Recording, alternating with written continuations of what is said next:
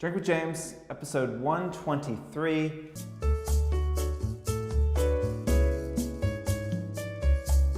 Tim and I were just laughing. It is Halloween. We randomly have filmed the last 2 years on Halloween, and I don't really go too crazy with the costumes. Obviously, I woke up this morning. I said, what can I do as a costume and still just wear a suit? And I remember that F. Scott Fitzgerald had this stupid hairstyle. And so I looked up some photos. I was like, I can pull that off. And I parted my hair down the middle, which it doesn't look enough like a costume to actually be a costume. So it was kind of embarrassing walking to work and having people look at me and maybe think that like this is actually how I think I should be wearing my hair, which is not the case. I do not think you should be wearing your hair this way. But I am F. Scott Fitzgerald. I don't know if you guys have read his book. Have you heard of it, The Great Gatsby? Anyway, hopefully you guys are having a good Halloween. I know all of my goth influencers out there are very excited. They're probably on costume number like 14. This is a very big time. This is if you're like a goth influencer, this is the Super Bowl for you. This is it. It doesn't get any better than this. So, to all of you out there, I hope you had a good Halloween. That's all I have to say about that, I guess. Is there anything else going on? Oh, when you watch this, it's going to be Monday, which means tomorrow is Tuesday, which means it is election day in America. So hopefully, obviously, you're voting. That is a kind of bottom line, baseline. Ideally, you're voting. Hopefully, you've joined Influence the Election. If you haven't, you can still do that. We are asking influencers today on the 5th, the day before the election, to just spend the day talking about voting, why it's important to vote. Hit pause on doing sponsored posts, talking about clothes, things like that. Take a couple days off, talk about voting. This is a historic election during historic times. Just today we have Trump out there talking about trying to, get rid of birthright citizenship, which is, he has no legal authority to do, constitutionally or otherwise. So the point is kind of moot. But the fact that he's even talking about it is just another example of why we, as Democrats, hopefully most of you are Democrats, need to take back the House, need to flip things to try and rein in the Cheeto monster from completely ruining the world. So hopefully you're voting, hopefully you're talking about it, and hopefully this week we are celebrating. If the Democrats fuck up this election, I don't know what, it would be like me, boxing Mike Tyson and winning, if the Republicans pull this off. This should be a layup for us, but the only way it is if all y'all get out and vote. So please do that. Let's jump into questions.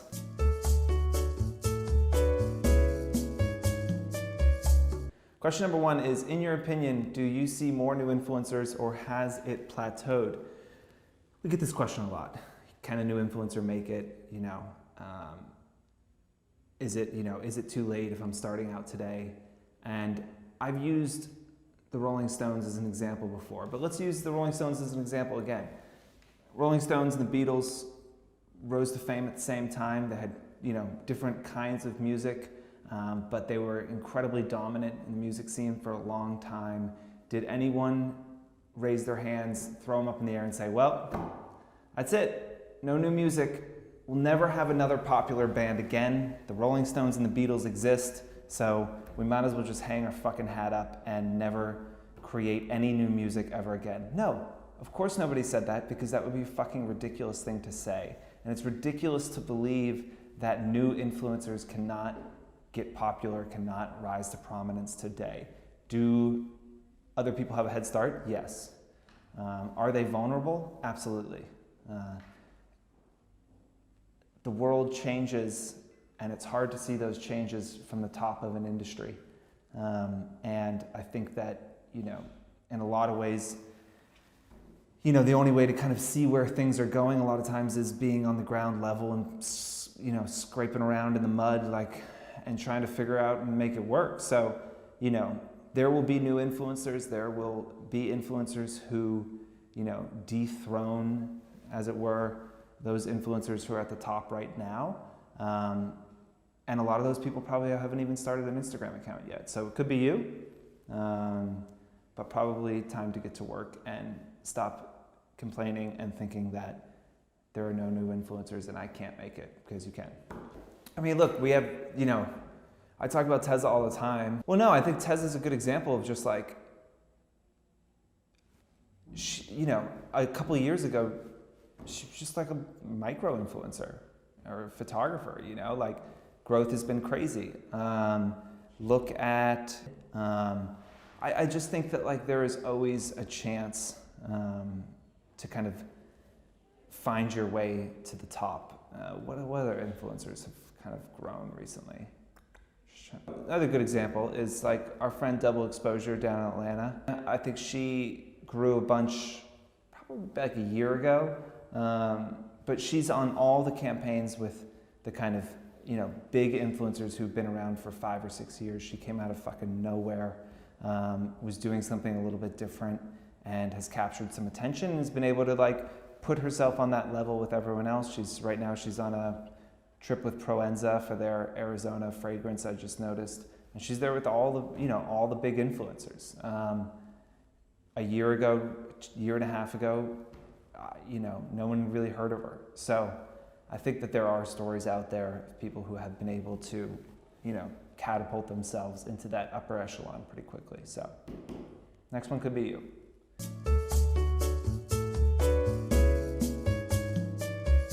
Question number 2 is, has Fohr worked with accounts that want to heal to get to a place of Fohr verified reach? We don't do anything to, so let me step back. One, if you've applied, thank you. If you've gotten your verification, congratulations. If you haven't, don't despair. There is a way to fix it. And, in some ways, it is easier to fix than the way we used to do verifications, where you would actually have to go and purge your bot or, inauthentic followers to be able to get that verification. A lot of what the verified reach is built off of is the reach, impressions, saves, engagement numbers from your business Instagram account. So you want to focus on reaching more of your audience. The easiest way to get verified is to increase the amount of your audience that you're reaching. And you may throw your hands up and say, well, I can't do anything about that. The algorithm hates me. We've said before, the algorithm is not predatory. It doesn't just pick people it doesn't like and make sure that nobody sees their content. It doesn't hold grudges. It is an algorithm. It's an equation. I think it's a pretty fair equation. Content that does better in the first few minutes of posting gets served to more people, gets more engagement. It is a very simple cycle. I was just in Prague last week. Most of my posts got, I think 500 likes. One of them got 1,000. That one that got 1,000 got double the reach. Now, if I actually cared about this and I was like, okay, I want to figure out how I can get, create content like that that's going to drive that kind of reaction every time, I would probably grow a lot faster. So there is a way to fix that.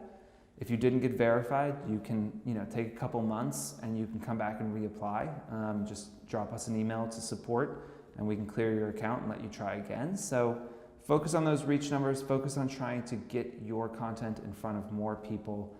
Yeah, in general,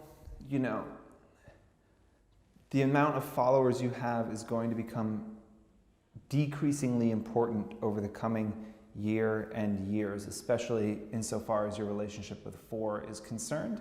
We are essentially deprecating follower count as the number that we're using to figure out what we're going to pay people and what we're reporting on the success or failure of our campaigns.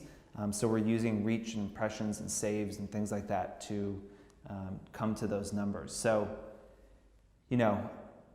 I would encourage you to stop obsessing about your followers and start obsessing about how many of them you're actually reaching, because that's going to be the metric increasingly that matters. And if you're reaching a large percentage of your audience, Instagram is going to serve that content to discovery more. So you're going to get more followers.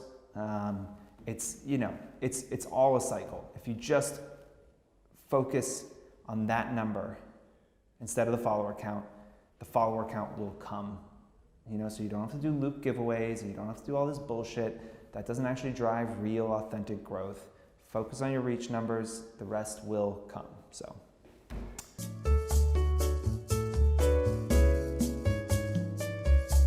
Question number 3 is, let's say you have a specific content focus, beauty, fashion, whatever it is, but you're interested in all of these other things. Should you be posting about that? How often should you be posting about things that you're interested in that are outside of your initial focus that you started the account for? We've talked about this a few times. I think you are a dynamic, interesting, hopefully multifaceted person. I think that if you're interested in something, you should talk about it. I think you shouldn't expect your audience to initially and immediately be interested in it as well. I think you have to give them a reason to listen to you.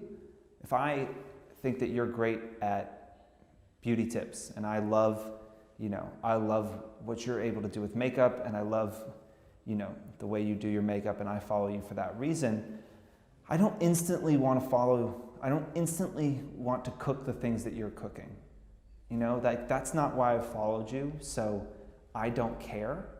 But you made me care about beauty, so presumably you can make me care about cooking as well. You can make me care about your workout plans. You can make me care about your children. You can get there, but it is not a given. You don't just have the same authority in those other verticals that you have in the vertical you've been working in for years and years. So, you have to roll it out slow. You have to be consistent. I think you have to do more explaining. I would use longer captions to talk about, to try and set some authority and let people know you actually know what you're talking about. What I hate is when influencers feel like, oh, I'm a fashion influencer, but there's a lot of money in beauty, so now, boom, I'm a fucking beauty influencer. And it's like, well, no, you're not. You're a fashion influencer who is trying to make money hawking beauty products. There is a pretty big difference there. So if you're going to go into another vertical, I would, 1, not do any sponsored posts for at least 6 months. 2, make sure you know what the fuck you're talking about. That's really the only 2 things I would focus on. Spend 6 months trying to build trust with your audience and actually get them to believe that you know what the fuck you're talking about, and thus they should listen to you. If you get there, once you get there, go make your money once you have their trust. Go work with brands. But it's not going to work if you just jump into another vertical to make money, or because your growth has stalled somewhere else. You have to build that expertise. You cannot influence someone if you don't know more about that thing than they do. That's the kind of long and short of this whole world, right? You are not going to be able to influence someone if they don't think you know more than them, because why the hell would they listen to you otherwise, right? So think about that. That's all. Look, it's Halloween, and usually, New Yorkers just go absolutely apeshit for Halloween. They love it. It is a very fun but difficult and trying night to go out here in the city. I don't feel great, so I'm not sure that I'm going to go out. Also, I don't know that I'll go out with this like, you know, hairstyle. But no, I think I am gonna go ride my bike and see if I can nurse myself into a place where I can destroy my body later tonight. So wish me luck. Cheers.